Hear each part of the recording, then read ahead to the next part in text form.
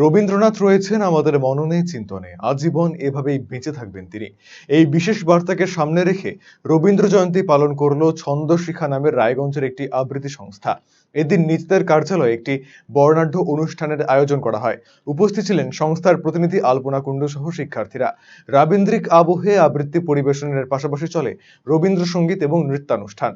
আলপনা কুণ্ডু জানিয়েছেন, 25শে বৈশাখ বিভিন্ন জায়গায় পূর্ব নির্ধারিত অনুষ্ঠান থাকে, শিশুদের একসাথে পাওয়া যায় না, সে কারণে কদিন পর সকলে মিলিত হয়ে এই অনুষ্ঠান করা হয়েছে। রবীন্দ্রনাথকে স্মরণ করে এগিয়ে চলার বার্তা দিলেন তিনি। আজ এখানে আমি রবীন্দ্র জয়ন্তী উদযাপন করছি। আসলে 25শে বৈশাখের দিন সেদিন বিভিন্ন অনুষ্ঠান থাকে, তো বাচ্চাদেরকে সেই সময়টাতে পাওয়া যায় না। তো আজ আমি তার জন্য এই দিনটিতে আজ আমি রবীন্দ্র জয়ন্তী উদযাপন করছি।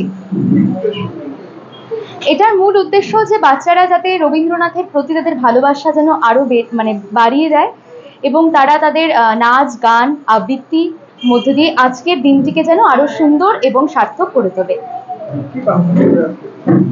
আজকের দিনের জন্য এটাই বার্তা দিব যে পড়াশোনার সাথে সাথে রবীন্দ্রনাথ যেন কোথা থেকে হারিয়ে না যায়। রবীন্দ্রনাথ আমাদের চিন্তনে এবং মননে সবসময় রয়েছেন এবং তিনি সাথে আছেন। তো সেই রবীন্দ্রনাথকে স্মরণ করে সবাই আমরা এগিয়ে চলি, এই আশাই রাখছি।